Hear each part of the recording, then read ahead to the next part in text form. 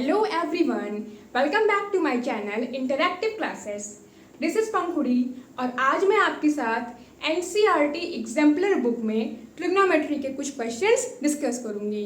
अगर हम बात करें NCERT की तो उसको छोड़ के जो बुक NCERT एग्जाम्पलर है वो तो इम्पोर्टेंट है ही है, बट साथ ही साथ आपके बोर्ड एग्जाम्स के लिए NCERT एग्जाम्पलर भी बहुत इंपॉर्टेंट है। इससे आपके एग्जाम्स में डायरेक्टली सवाल आते हैं। सो आज से हम लोग NCERT एग्जाम्पलर बुक की सीरीज को स्टार्ट करेंगे। So the first question is if cos A is equal to 4/5 then the value of tan A is। हमको cos A की वैल्यू दिया, हमसे tan A पूछ रहा है। जो इसके पहले कल की जो क्लास हुई थी ट्रिग्नोमेट्री की, उसमें मैंने आपके साथ बेसिक्स डिस्कस किए थे। ट्रिग्नोमेट्री के पहले आपको कुछ बेसिक्स पढ़ने होंगे, साइन कॉस टैन क्या है, तब आपको ये क्वेश्चन सॉल्व करने होंगे। अगर आप में से किसी ने भी वो वीडियो नहीं देखा है तो प्लीज़ पहले आप लोग जाके वो वीडियो देखिए एंड देन आप इसको वॉच करिए। So the question is cos A is equals to 4/5। तो मान लिया हमने एक ट्रायंगल बनाया, ये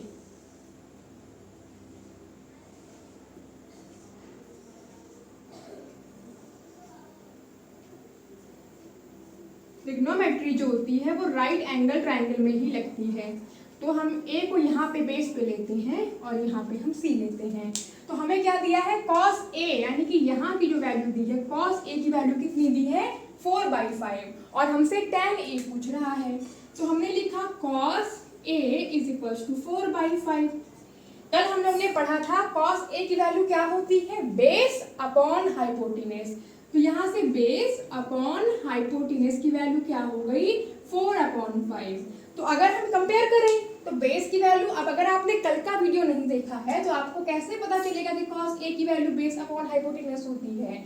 तो बेस की वैल्यू 4 हो गई और हाइपोटेनस की वैल्यू 5 हो गई।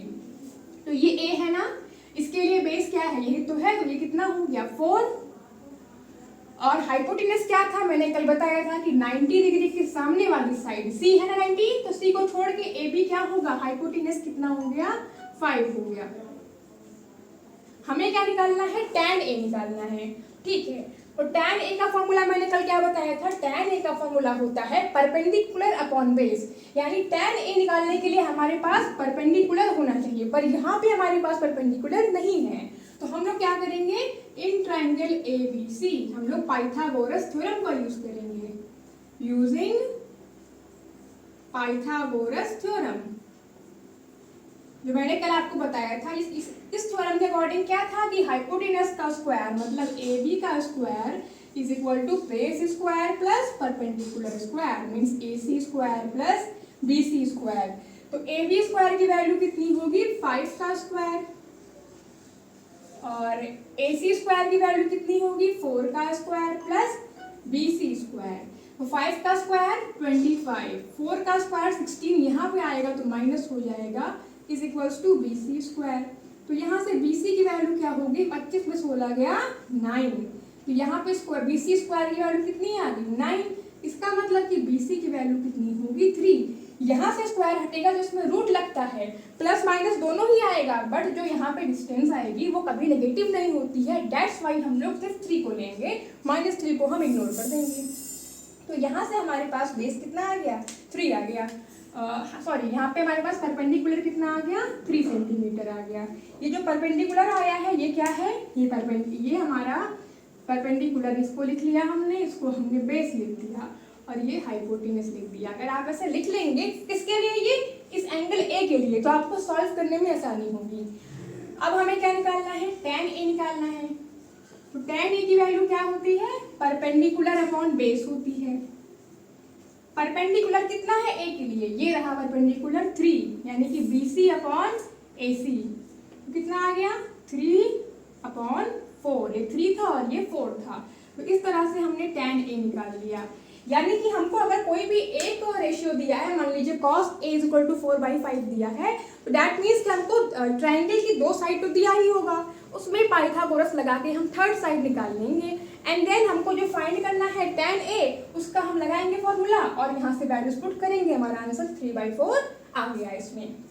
ओके, तो आई होप आपको क्वेश्चन नंबर 1 समझ में आ गया होगा। Now moving to the next question, if sin A is equal to 1/2, अब हमको क्या दिया है, साइन दिया है then find the value of cot A. हमें क्या निकालना है, कॉट ए निकालना है। तो फिर से एक ट्रायंगल बना लेते हैं यहाँ पे हम। ए हमें कितना दिया, साइन ए, तो ए को हम बेस में लेते हैं। बता कौन, बी और सी। तो बी चाहे आप यहाँ लीजिए चाहे यहाँ लीजिए, कोई दिक्कत नहीं है। बी सी को आप चाहे यहाँ ले सकती हैं। तो साइन ए की वैल्यू कितना दिया है, 1/2। तो लिखते क्या है, sine A is equal to 1/2। Sine का फॉर्मूला कल हमने क्या याद किया था, परपेंडिकुलर अपॉन हाइपोटेन्यूज। कॉस का फॉर्मूला बेस अपॉन हाइपोटेन्यूज। तो यहाँ पे हमने लिखा p/h is equal to 1/2। Okay, तो परपेंडिकुलर बाई हाइपोटेन्यूज की वैल्यू 1/2, मतलब परपेंडिकुलर 1 है, हाइपोटेन्यूज 2 है। ये साइन एंगल ए है, तो इसके लिए परपेंडिकुलर कौन होगा, ये तो बेस होगा जिस पे बना हुआ है। और ये 90 डिग्री है ना, तो इसको छोड़ के ये जो साइड है, सी को छोड़ा तो कौन बचा, ए भी बचा। इसके सामने की जो साइड हो गई वो हाइपोटेन्यूज हो गई, और ये जो एंगल जिसमें बना है वो उसका बेस हो गया। तो ये जो लाइन है वो परपेंडिकुलर हो जाएगी। तो sine A is equal to 1/2 perpendicular upon hypotenuse is equal to 1/2 आया हमारा। ओके, हमें क्या निकालना है, कॉट ए निकालना है। तो कॉट का फॉर्मूला क्या होता है, हमने कल बताया था, कॉट क्या होता है, tan का उल्टा होता है। tan क्या है, परपेंडिकुलर बाई बेस है, तो कॉट क्या होगा, बेस अपॉन परपेंडिकुलर होगा। तो हमको बेस चाहिए, हमको परपेंडिकुलर चाहिए, और हमको क्या पता है, हमको परपेंडिकुलर पता है 1 और हाइपोटेन्यूज कितना है 2, पर हमें क्या है, हमें बेस तो पता ही नहीं है। तो क्या करें, यहाँ पे पाइथागोरस थ्योरम को लगा के बेस निकाल लेते हैं। तो इन ट्राइंगल ABC, यहाँ पे क्या है, AB का स्क्वायर मतलब हाइपोटेन्यूज का square, perpendicular square plus base square, यानी कि 2 का square is equal to BC का मतलब 1 का स्क्वायर प्लस AC स्क्वायर।